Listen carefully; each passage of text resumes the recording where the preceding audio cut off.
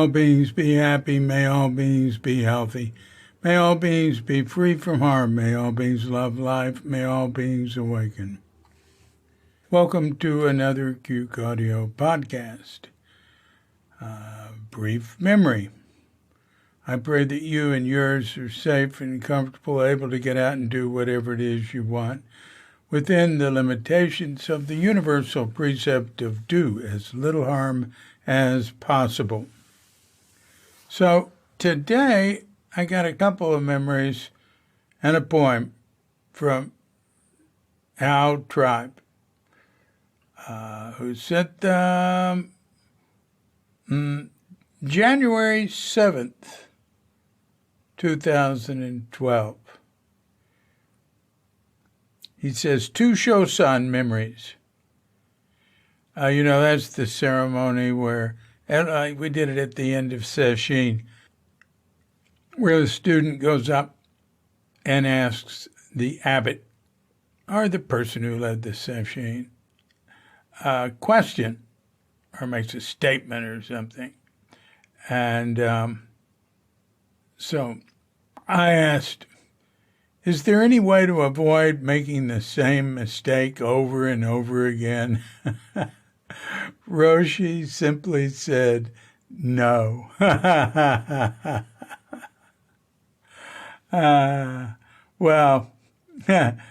Suzuki was speaking from experience because he dealt all his life with his forgetfulness, and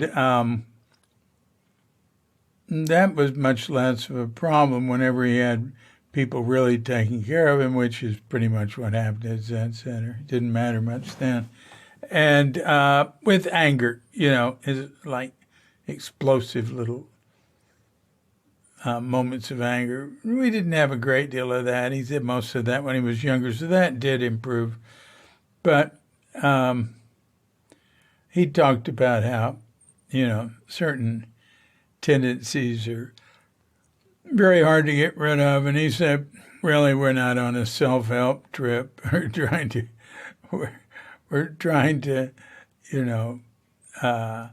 learn how to just be ourselves. And, but you want to be good people. You want to do as little harm as possible.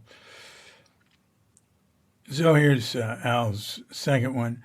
And Craig Boyan asked, after sobbing his heart out while waiting in line, why is there so much suffering? Roshi simply said, no reason. Yeah, no reason. That's a good answer. Why is there so much suffering? That's sort of looking for cause coming from outside. But why is there so much suffering? There is another possible answer we could give to that. And that is because we're enslaved by this idea of self, which makes us blind to a bigger mind where suffering is absorbed, is seen as empty. It's still suffering, but there's a bigger stage. So, Suzuki didn't teach that there was nirvana, that's the end of suffering. Sometimes he'd say something like that, which is like in the Four Noble Truths. It was more like when you become aware of big mind, suffering takes its rightful place.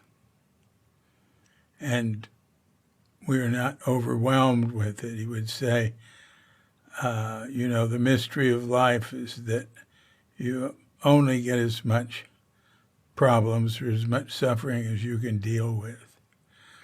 I think we could come up with plenty of examples where you say, well, I don't know. I mean, I don't know what you think dealing with is, but it sure doesn't always look like it. So I think saying that we're coming from a bigger point of view, and he always, would say it's a combination, or it's not just one truth. It's not just that, like, enlightenment is in the end of suffering, and it's not just you will suffer forever. It's that the phenomenal and the nominal, they coexist.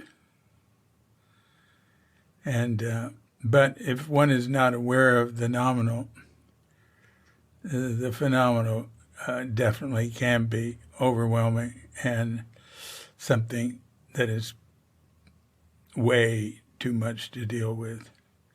All right, enough of all that.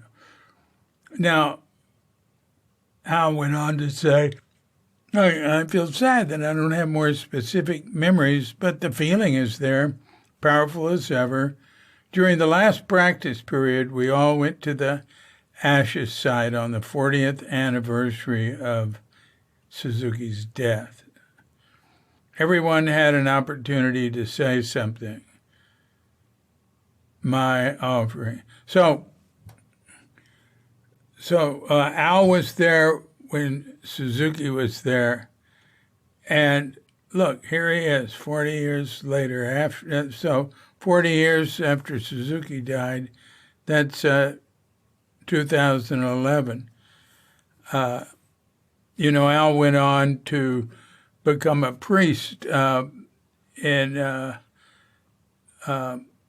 not sure who ordained him, maybe Lou Richmond, or maybe he got ordained earlier, but he was a priest in Lou Richmond's group in Mill Valley.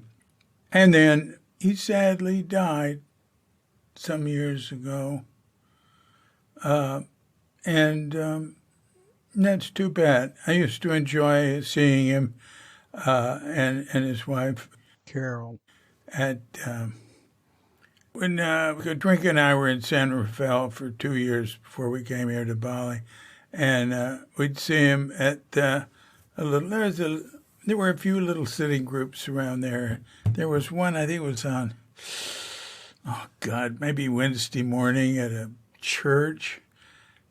And, I'd see him around at different things, and at the Panama Hotel that Katrinka was helping run. Anyway, here's Al's offering at the Suzuki's ashes site 10 years ago. 40 years, a flash, and an eternity. The Buddha Hall overflowing with people and tears. Chogyam Trungpa sobbing at the foot of your coffin. I hear your chuckle in the creek and feel your strength in the stones. Gate, gate, paragate, parasam gate, bodhi svaha. This has been a Cuke Audio mini podcast. I'm DC Puba of Cuke Audio and Cuke Archives, coming to you from sleepy Sanur with Dogette Bandita, feline Kuchita, and dear lovely Katrinka. And we're wishing you and yours and all of us a grand awakening.